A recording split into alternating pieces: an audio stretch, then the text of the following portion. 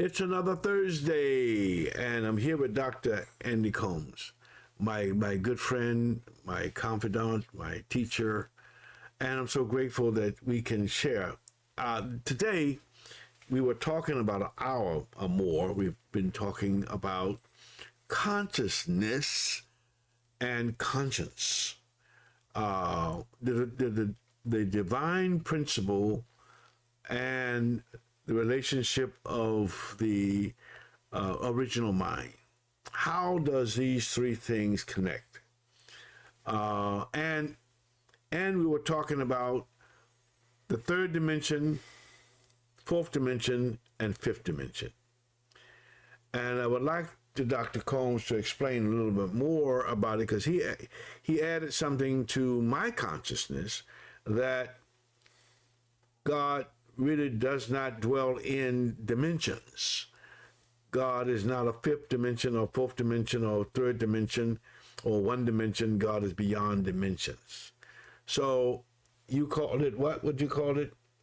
The world of first existence. Existence. I don't think that's my term. I think, Reverend Moon had that term. Okay. Talked about that. All right. So what we want to talk about now, as you know, my main interest in life at this point is how can I become a divine principle person, or a oneness with divine principle, and to the point where my consciousness have rise to the point where I don't have to think about it.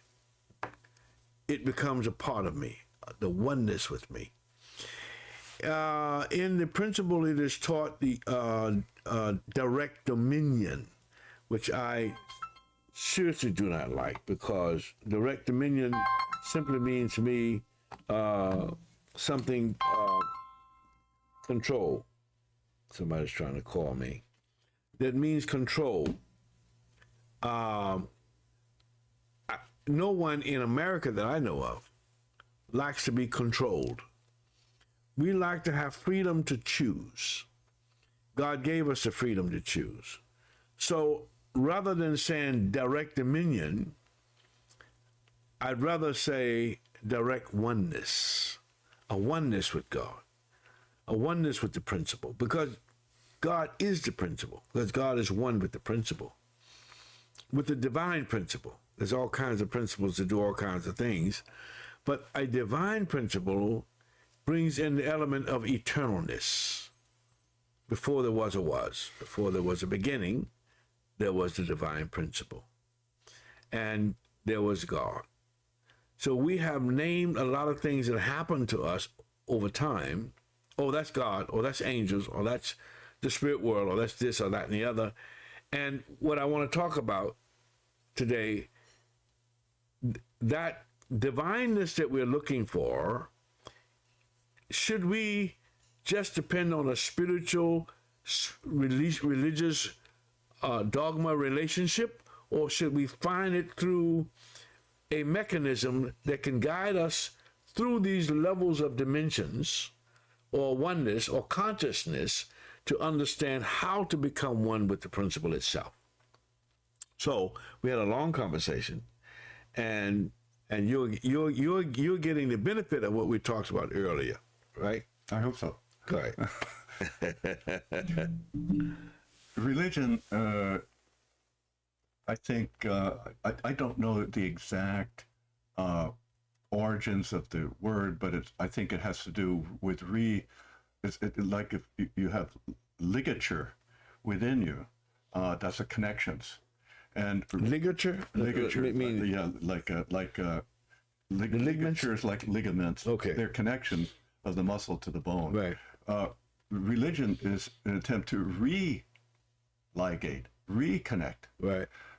That wouldn't be necessary if we got away from the connection in the first place. So I think originally man was intended not only to be aware of his surroundings outside himself, he was supposed to be aware of his surroundings inside himself. Right. What do I mean? Because inside the inner self, there's an outer side. We could say it's mind and body. we have five physical senses, but we have an inner self that will live on after this physical self passes away. And that inner self we call the spiritual self also has a capability of being aware of its of surroundings. We call that awareness that's typically called consciousness. But that's awareness is not limited to that which we sense through sight, sound, touch, taste, smell. There's also an internal awareness. I'll call it another direction. We have a dimensionality we call three dimensions of space. At any given time, everything has form. We say things change, so we use the thing called time to express that reality of change. Without change, there's no point in having the notion of time. Time is about change. But at any given moment, or moment by moment, we have an internal life. That life is a world of thought, of plans, of feelings, of memories. It's also, the thoughts are not necessarily our own. Sometimes I think thoughts just come and they go. We can look at them, discard them, or say, I don't want to, what am I thinking about? We can also seek certain sources of information, not only through our awareness of the environment. We're always seeking information. Oh, is anything in danger? Am I okay? Is everything okay? Oh, nice. Oh, a beautiful plant I like. So things you like, but there might be things you don't like, so you respond accordingly. Inside the same way, we have thought. We also, therefore, have awareness of something else. Thoughts coming to us, and I would contend, we also have the capability of choosing to seek awareness, seek a deeper awareness of I'll call it a universal consciousness. Now that we've named many things, the One, the Hananim, the Father, the God, the whatever. But there's something in the universe that is all aware, all available, all loving, with a power that nourishes us just like food or water. It is an essential nourishment for our spirit. We cannot do without it. Just as we breathe in this world, we can't do without air. As we drink water, we can't do without water. We cannot do without this power that is always within us. It's always, I should say within us, available from within us. But that power has personality. It has its own awareness. It has its own sense of loving caring. If we can reconnect to that original source that's everywhere available 24/7, but most people, what are you talking about? God? Oh, what is God?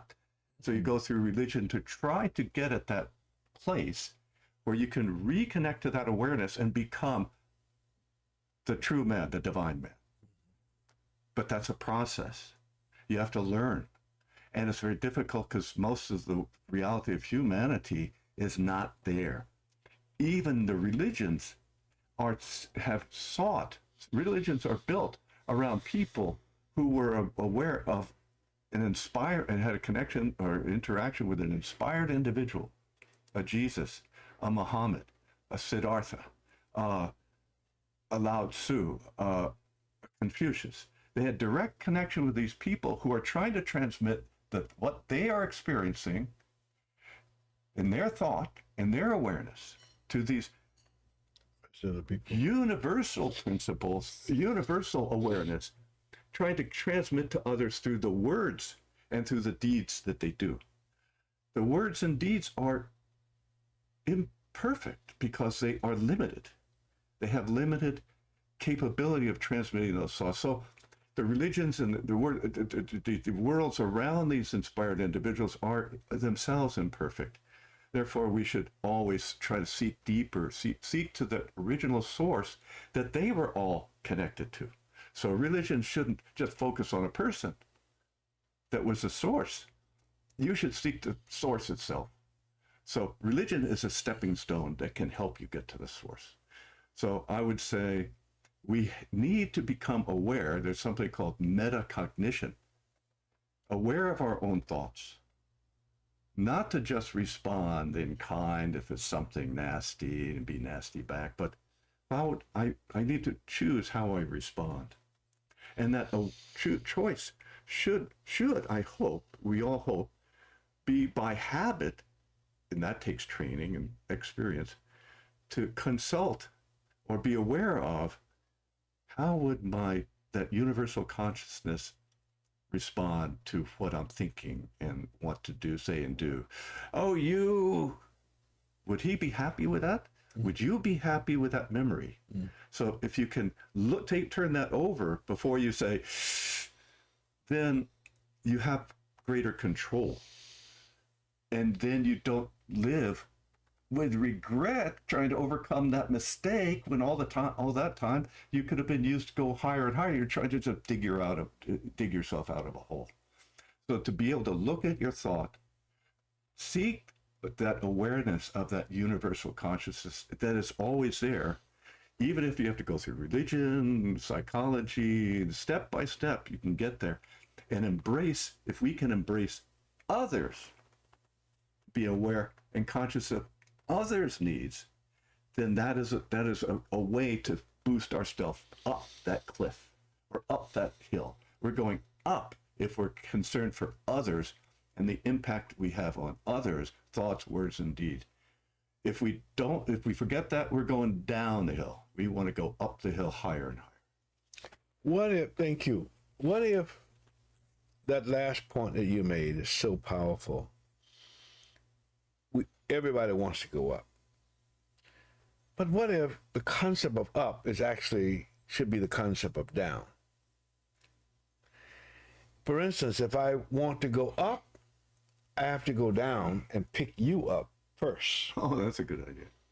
And then lift you up, meaning that you are higher than me. But how did you get there?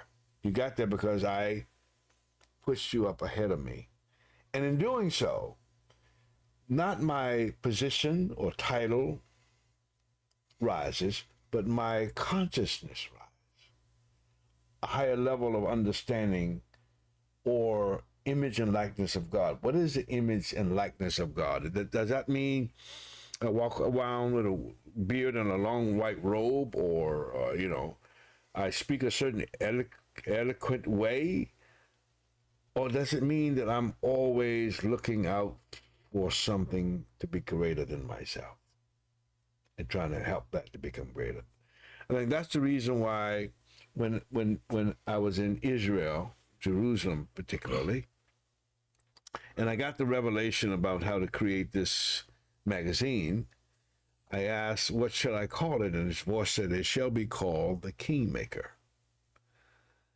And which meant to me instantly that my job and everybody's job is to make kings. Forget about yourself. Volunteer yourself to create someone or something greater than yourself that can be used by anybody. The greatest people in this world that we remember are the ones that created electricity, they created the wash machine, they created the light bulb that we use. That then, I believe, that person or persons, whoever they were to help work on these things, when they move to the next dimension, because of their level of unselfishness, living what Reverend Moon would call living for the sake of others, move them to a higher level. And they're in a parental position. You always want your child to be greater than you. You want your children to be greater, more educated, more smart, more beautiful, more great, whatever, than yourself. So the image and likeness of God is not in show, but in action. How easy it is to say, run. Run to that post over there. It's easy to say that. You can say it in less than a second. Run to that post. 1 second. But for me to run to that post, it's going to take a lot of energy. My legs have to work right. My feet have to work. I have to have the right balance. I have to have the right strength. I have to have the power to do it. I have to have the motivation to do it. I have to, have on the right shoes or whatever I need, equipment to run to that post, however, if that post is 50 yards away or 100 yards away or a mile away, how long will that take? How much energy does that take? But just in 1 second, I said, run to that post. Words can create a powerful thing. For instance, run to that post. But it may take the person to be born by his mother and father, and go to school, raise up to the point that that person can even walk, to do what I just said in 1 second, and then run. How much energy is that? When you speak of that, it comes to my mind back in 5th grade. I was one of the fast ones. I remember to this day. You still walk fast. I don't wonder why you walk so fast. The coach timed us at 50 yards. We weren't that fast. It went so many seconds. But I remember that to this day because I was not the fastest, but I was very fast. Now, what is that? Memory. When I do something, it creates memory. We associate things with that memory. It's not just visible. It's not just audible. We associate feelings, a happy memory, sad memory. We want all happy memory, but when you're learning, you learn usually not by being successful. You learn by making mistakes. Yeah. And the mistakes are painful, especially when your coach is saying this, why did you do that? You got to do this, or do that, or your parents spank you or do something and say, oh, you shouldn't do that. You shouldn't hit your sister, but then you get spanked and your parents are hitting you, right? Something like this. So we learn through these painful things. They're painful memories, but we learn to go toward heaven. Now, why? I really like your idea of going down. We have to go down and be humble to universal expectation. Wow. We are expected to be good. Yeah. Your parents expect you to be good. But what is good? I like hitting my sister. It's fun. No, it's wrong. You're hurting your sister. You have to think of your sister. So you have to learn to think not just of my momentary whatever response or surge of adrenaline or whatever joy I get from hitting my sister, realizing, oh, that's bad. So you learn from this, again, awareness. Now, this is an indirect awareness of heaven or God or the universal consciousness, but it's there for the taking. There is certain ways of interacting that produce happiness, not only for yourself, but for others.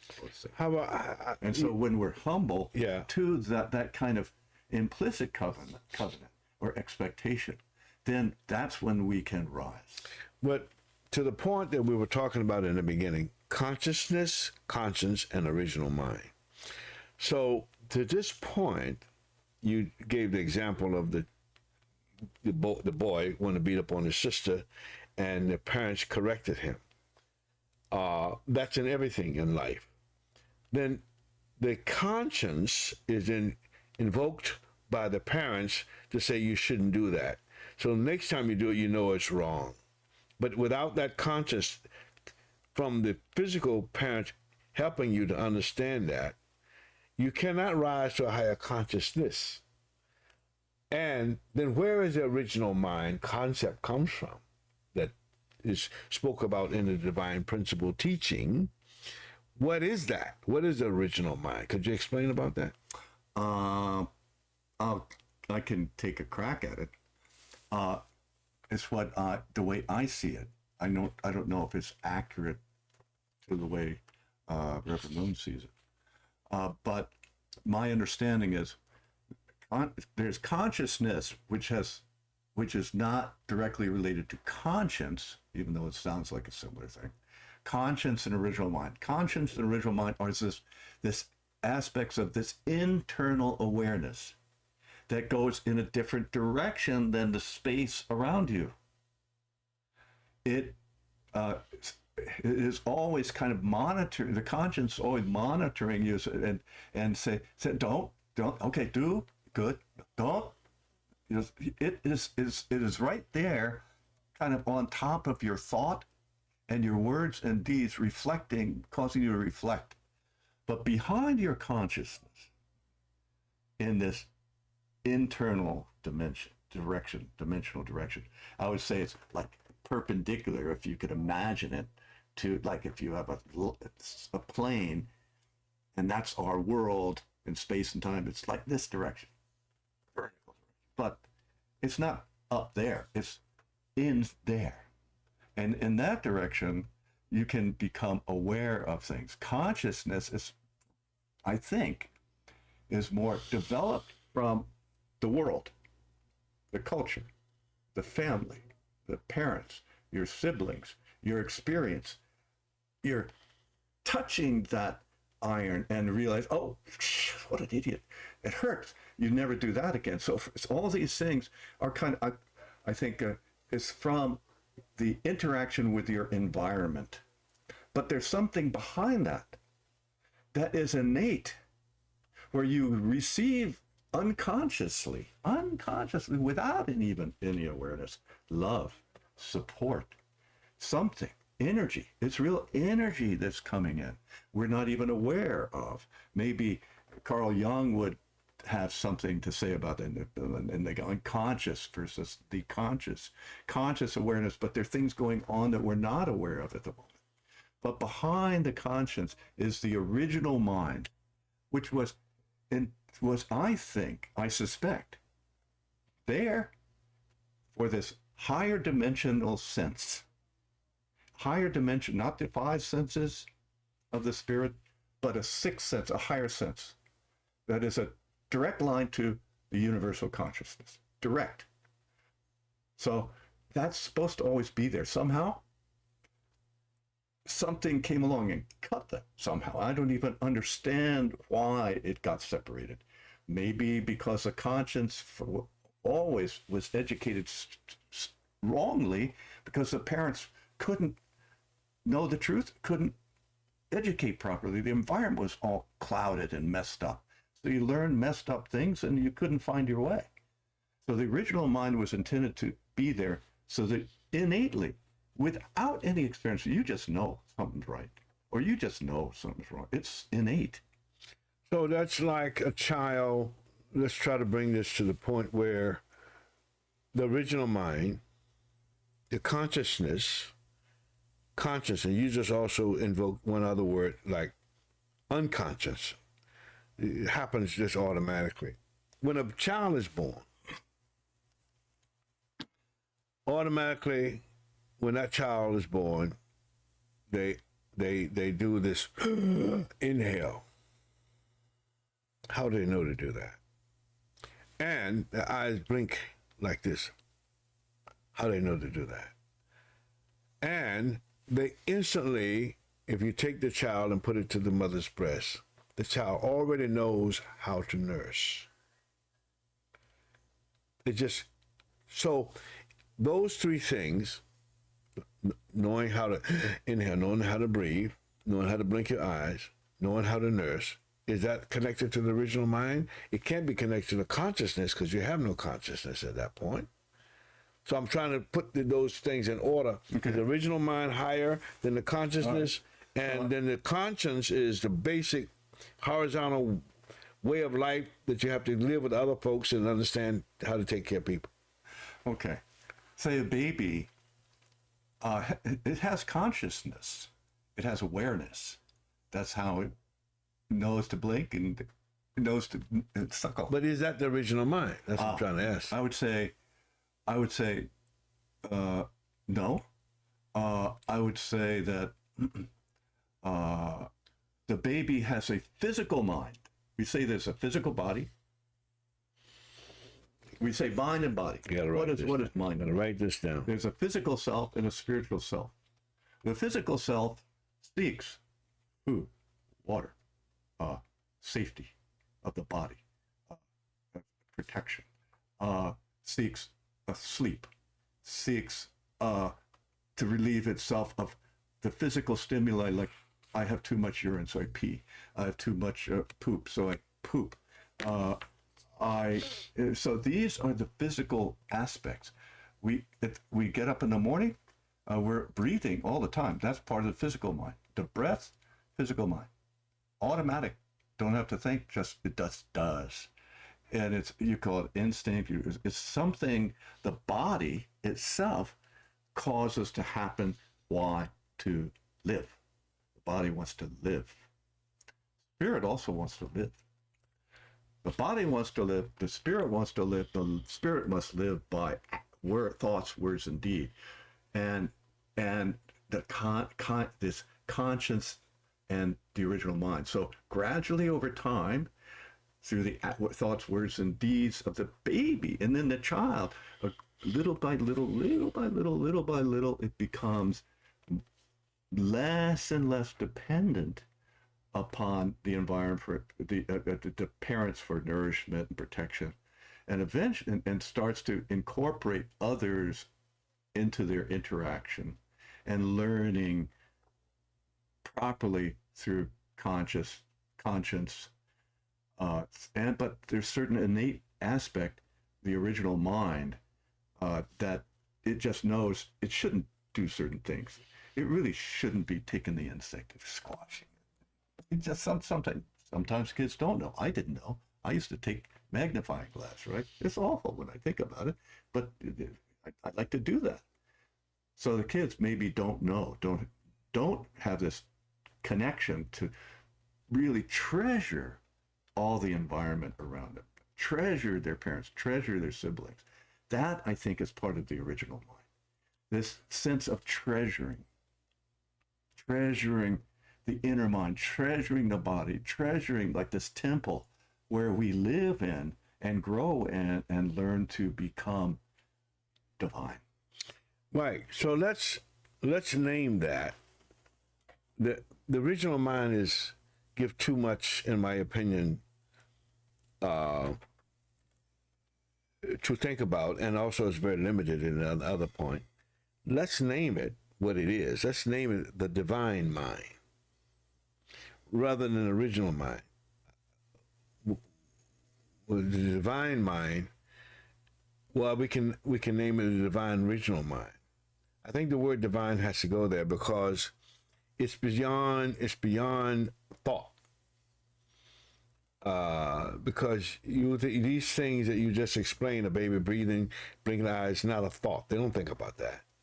It's beyond that. Also, I think when you were talking, the picture came to mind.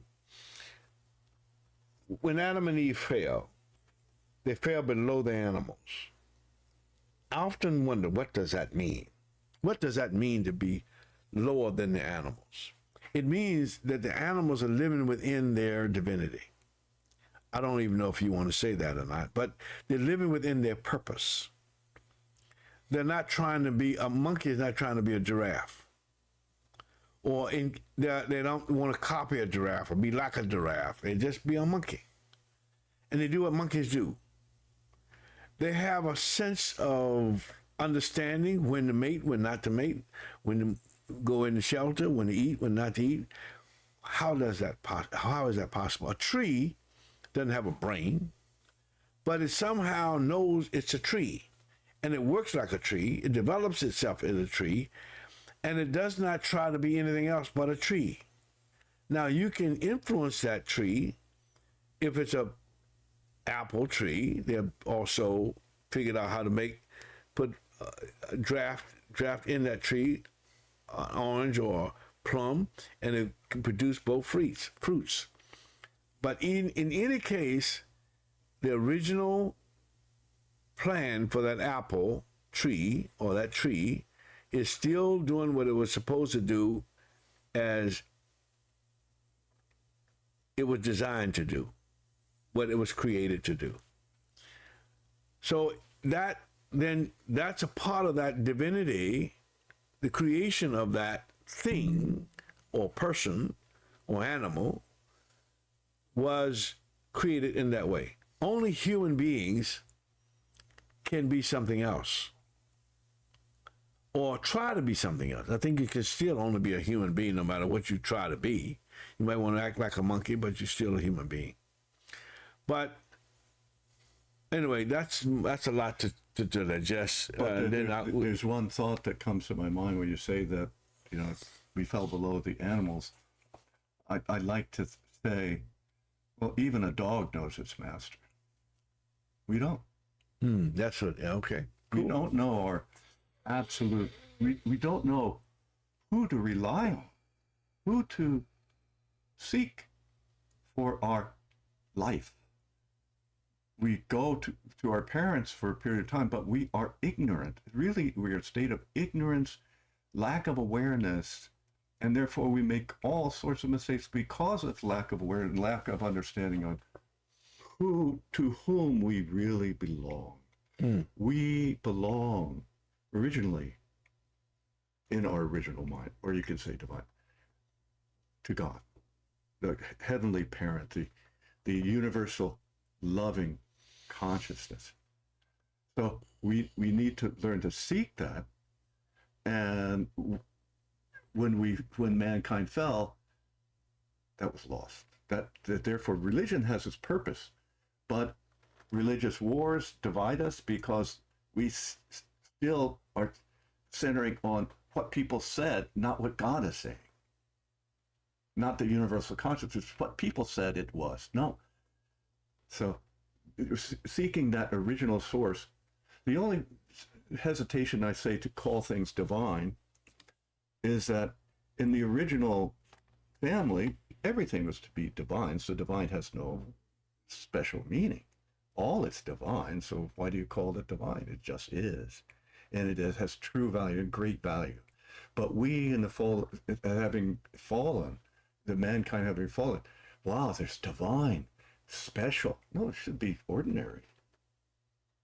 So that's why I prefer the original mind, but that's also saying, but original mind has had an original purpose and eternal intention. Whereas when we say divine, we're saying, well, I have to go up there. No, we should be there. It should be ordinary. It should be every day. Oh, it's sunny out. Oh, that's cloudy. Oh, it's divine. Everything's divine. But we're not there. That's the problem. Yeah, you're right. I think what we've done, because we are not divine, we haven't reached that level yet, we then think it's a foreign thing. It's something that we are striving for. But as you pointed out, I agree, we should understand that the value of everything in this divine order.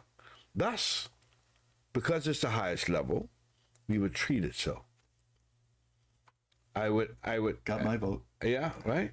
So that's why I say my Lord when I call you. Okay. I talk to people, my Lord, because I that part of my divine mind, I know. I respect that. And however, even though I know, quote unquote, there's so many things I do not know, even about myself, much less about the world. And because I am the world, I am part of the world. The world is part of me, and you're part of me. We inhale and exhale each other's inhaling. When I exhale, you inhale my inhale. We are one. And the area, everything is around us is part of us. So how to respect that and elevate that. Anyway, thank you so much. Please remember to, in your comments, to write your feelings. I'm anxious to hear what you think. Pass it on if you think it's beneficial to others. This is Dr. Andy Combs and Levi Doherty. We're grateful that you can send a little time to listen to us, and we need your feedback. Thank you very much, and God bless. See you next Thursday. Bye. See you then.